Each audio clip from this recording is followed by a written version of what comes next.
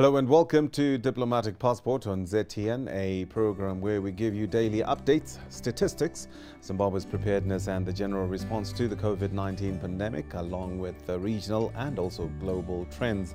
My name is Blessing Munatsi. We start by giving you the latest figures released by the Ministry of Health and Childcare. Zimbabwe recorded 52 deaths and 1,009 new cases of COVID-19 yesterday, bringing the number of active cases to 27,800. The cumulative number of cases now stands at 110,855. Of these, 79,420 are recoveries and 3,635 are deaths. Harare is the main hotspot, having recorded 153 new cases of COVID-19, followed by Chiredzi, which recorded 74 new cases. Now, Zimbabwe currently has 727 hospitalized cases of COVID-19. Of these, 81 are new admissions, 192 being asymptomatic, 435 mild to moderate cases, and 67 of those admitted have severe symptoms, while 33 are in the ICU, the intensive care unit. Zimbabwe's vaccination program continues, and the latest data, 20,598 people are receiving their first dose by the end of day yesterday, bringing the cumulative for the first dose to 1,674,710, while 19,651 received their second dose, bringing the cumulative for that to 798,880. Now, the impact of the current third wave of the COVID-19 infections has had a huge impact in Zimbabwe. The just ended month of July proved to be Zimbabwe's worst for COVID-19 infections and deaths since the onset of the pandemic in March last year.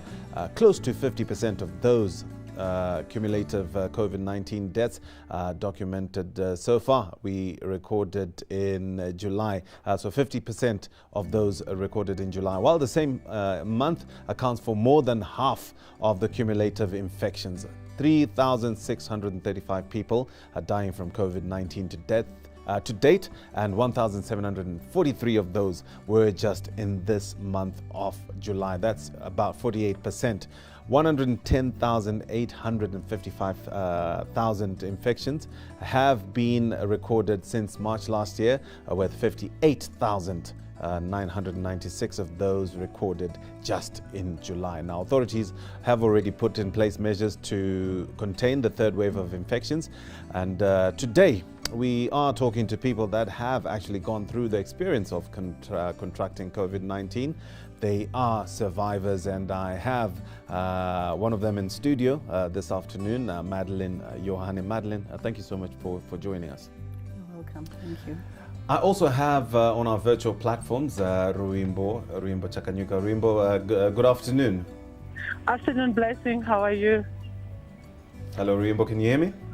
Yes, I can hear you, Blessing. How are you? Good afternoon. All right. Thank you so much for joining us, Ruimbo. Maybe you can start by telling us the issue of stigma. How is the issue of stigma when it comes to your experience contracting COVID-19 and overcoming it? Blessing, what I would want to say is that testing positive for COVID-19 is such an emotional journey, but I would say I'm one of the lucky people because my husband is a pharmacy technician, so he understands COVID-19, so he helped me through the journey, though it's very quite emotive. But then when it comes to stigma, I don't think I faced stigma within my family, but people were worried that I'm going to die. Especially since the number of deaths, like we're saying, were quite high in July. I noticed that as I was talking to you, the issue of disclosure is quite important, and you are one person that really came out in the open to let everyone know, that guys, I've been, tested positive for COVID-19. Anyone who was in contact with me, please do get tested. How important is that issue of early testing and disclosure? I think it is very important because so many people are just going around. They would have tested COVID, but then they are going around carrying on with their day-to-day activities without disclosing their status, I think because of stigma and probably people because they want to go out and fend for their families and they keep it as a secret, but at the end of the day, they are risking the lives of the next person. So I think it is very important to encourage people for voluntary testing so that at least we care for the next person. We are each other's keeper, so it is very important to protect the next person and also try to reduce the spread of COVID-19, as there are some other people who've got underlying conditions and might succumb to death. If we keep it a secret, then you are risking the next person's life. So I thought it was important because I'm a person that interacts with different people and a lot of people. So I feel like I'm a community and I need to take care of the next person so that we reduce the spread of COVID-19. Madeline, maybe let me come to you. Tell us a little bit about your experience. What signs and symptoms were you feeling and what really prompted you to want to maybe go for testing? Thank you so much, Blessing. I think I would start by saying the symptoms that I felt when I felt sick was I could feel my joints. I just became weak. And then I remember I had this severe headache on the particular day that I got sick. I actually came to work. By end of day, I just felt that I was getting weaker and weaker, and I had a headache, and I could feel pain in my eyes. So that day, that was the last day I came to work, I remember. Then the following day, I just went to the doctor. I didn't get tested like on that particular day. When I went to the doctor, I got some medication, and I remember getting an injection as well. Then I think a week later, I didn't feel any change in my body, and it seemed like I was actually getting worse and worse. So then I decided to go for testing after a week. I was just at home. Then that's when I was told that I was positive. So that feeling when you're told that you're positive, you know, we're looking at these stats where we're saying more than close to half the deaths that Zimbabwe has recorded cumulatively just for this month of July in this third wave is almost 50% from the onset from March 2020. What sort of feeling goes through your mind? Are you not afraid to be a victim? Honestly, Blessing, what I thought was it was the end of me. You know, when you hear people talking, so and so has died, and I remember that I think it was the week that I was tested. Yes, I would like hold my phone. Then I hear so and so is gone, so and so is gone, so and so is gone. It's like a constant reminder. Exactly. So, just because it's the first experience, knowing that this pandemic just takes you and you're gone, because that's what we all get to hear. So it was an experience. It was just terrible. You are a family person. Yes. You've got 3 children. Yes. How difficult is it to actually isolate successfully, within the confines of the home, the common home? I think I would want to say, looking at the common homes, at times it's very difficult to isolate. Looking at how big the house is, how many people are accommodated in that house. But for my side, I just want to thank the Lord that it was a little bit easier for me. But in terms of the children, when the children are so used to be close to you, like I've got a 10-year-old son.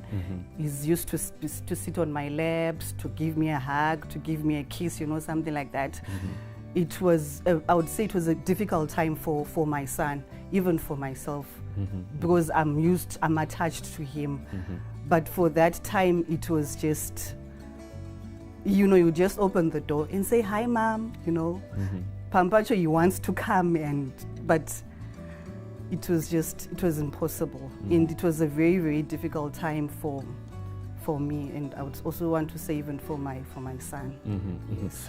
Ruimbo, if you're still on the line, how difficult is it? You know, the family setup that we have as Africans.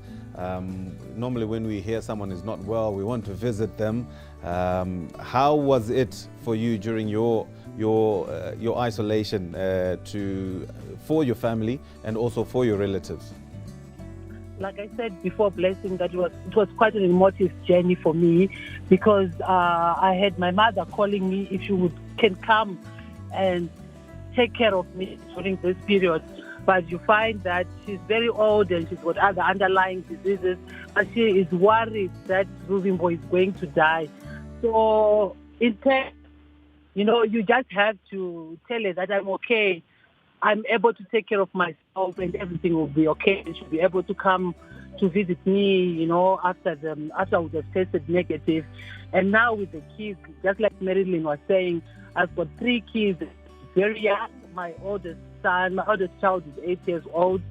Then he was asking me, Mama, so when are you going to die? How many days are you left with? Because all that they know or associate with COVID is death. So you just have to explain to them that I'm not going to die. COVID does not mean death. So I also think that it is important as the media to also talk about recoveries, because there are more recoveries than death, so that you give people hope that you will survive. Because what I have seen is that most people are dying because of the stress more than anything else. So it's also important to celebrate the recoveries that are there and maybe not reduce, but also balance the reporting so that people have hope that you can survive, you can beat COVID. Anything to leave our viewers and listeners with in 15 seconds? Okay, what I would want to encourage people is to go for voluntary testing. If you test positive, please stay at home. We are brothers or sisters keeper. Please take care of each other. Also isolate for the 14 days. It is difficult, but we are also protecting the next person. So it is very important to go for voluntary testing and isolating if you test positive for COVID-19. Thank you so much, Ruimbo, for your time. Diplomatic passport continues as we are about to wrap up. The World Health Organization, WHO, guidance regarding the management of COVID-19 patients also stresses the importance of using disposable and dedicated equipment wherever possible. But the primary objective is to minimize the risk of cross-contamination as well as infection. Now, we know that it is important to isolate the sick person. That's the first thing. Wherever they are isolating, if facilities do permit, just like Madeline did say, it has to be spacious, it has to be well ventilated. Reduce also the contact with the positive person. Identify maybe one family member that can be interacting with this person on a more frequent basis, either for the food or just to find out how they are keeping. Also to just clean and disinfect more frequently around the house, and also take care of the patient, reassure them emotionally, just like Ruimbo said, so that they are not stressed, and also monitor them frequently so that they do not deteriorate, or monitor also their symptoms just in case they need further assistance. Madeline, your parting shot to the viewers as we close today. I think I would like to say, like Ruimbo mentioned, that we are a brother's keeper. I remember the day that I got tested, there was this guy who also got tested positive as well. And he was like, you know, something like that.